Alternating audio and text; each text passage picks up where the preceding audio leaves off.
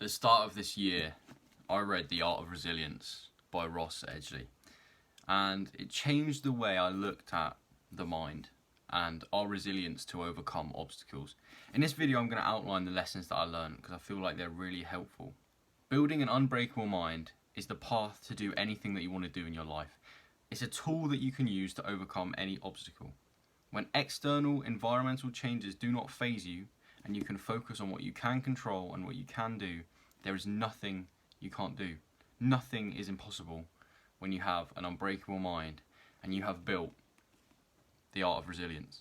The first crucial lesson is that your perception on reality is stronger and more powerful than reality itself. We can't really control reality. We can't control our external environment. We can't control the things that happen to us. But what we can control is how we respond and what we decide to do about it.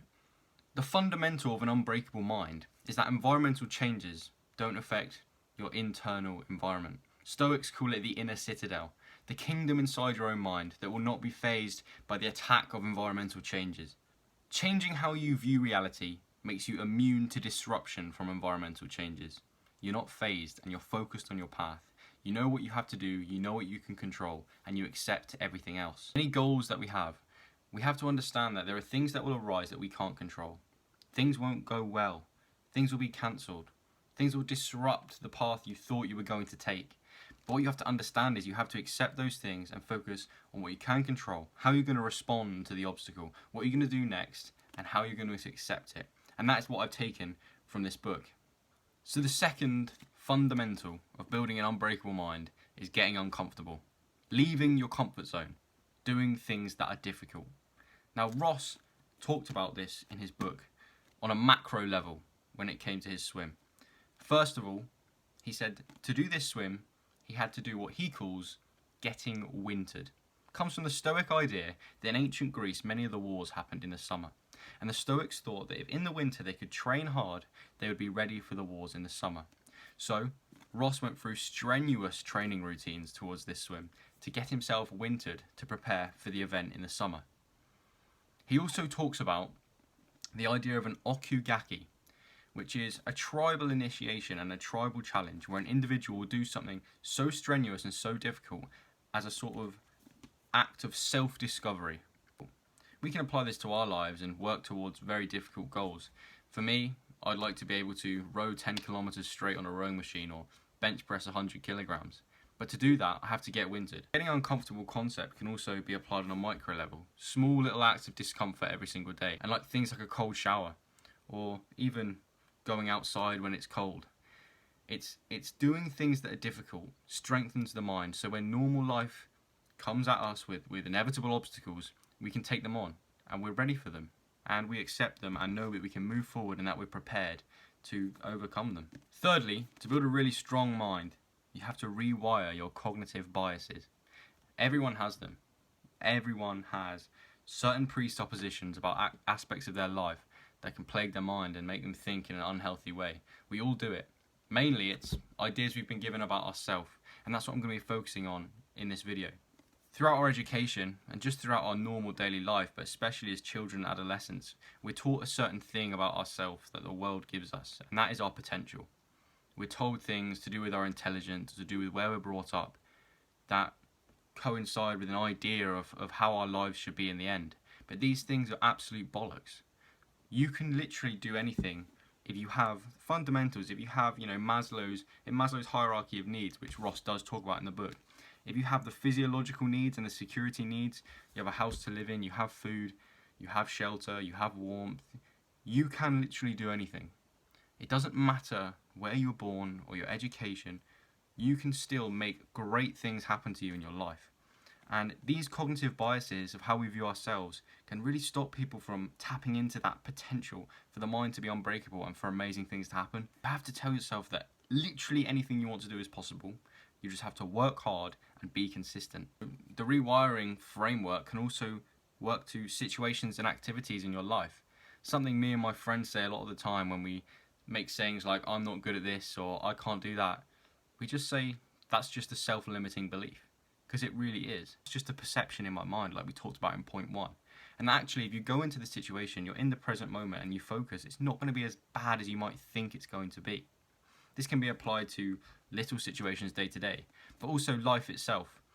A lot of people think life is harder than it actually is, or that they have been dealt an awful hand, when really, a lot of us, if you're watching this video, have a brilliant life and can do amazing things. The fourth point to build an unbreakable mind is to delay gratification. Suffer, in inverted commas, now to benefit your future self. Do the things you know that will help you in the future, but might be a little bit uncomfortable in this present moment. The reason delaying gratification is so powerful is because it builds discipline. It builds the skill of being able to do the hard work when you don't feel like doing it. It builds the skill to be able to work towards your goals when motivation is low. And that is how we get to do the things we want to do in life, because motivation comes and goes. I said at the beginning of the video that unbreakable mind is the greatest tool to do anything you want to do in your life. And any great goal, any great piece of success needs discipline. It needs self-accountability. And delaying gratification is a way to work that skill. To delay gratification are: work hard on any domain, whether it's studying, whether it's your career, whether it's your side project. Exercise. Eat well instead of eat bad foods. All of these things can help you to benefit your future self. The last point of the video might be a sad truth to take home, but when you accept it and process it, you see that it's really a positive. And that is, you are not the center of the universe, and that you are not special. It might sound pessimistic and nihilistic, but what I'm really saying is, you're capable and worthy, but the universe doesn't work specifically for you. You're not the main character of everyone's story. You're just the main character of your own. The universe is not going to put things on a plate for you, and you have to work for them. And once you realize that, your mind is able to process the challenges and obstacles of the world much easier. Something I really liked about the conclusion of this book is Ross explained that he wasn't special. He wasn't born with superhuman abilities like a superhero. He just worked hard to do the thing that he wanted to do. He trained his body, he trained his mind, and he managed to do a feat that most people would seem absolutely shocked at. They would think it's impossible. They think no human could do that, but he did it. And what he explained is that he's not special. So what I'm saying, and the reason I put this point out there, is that if you can process the fact that, yes, I'm not special, and the universe isn't going to put everything on a plate for me, but I am capable. I am capable of writing my own story, being the main character of my life, doing what I want to do, doing the difficult things to grow a strong, resilient mind.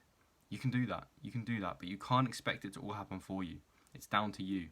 At the end of the day, it's all down to you. What you realize when you come to terms with the fact that you're not the center of the universe is that you have to have intrinsic motivation rather than extrinsic motivation.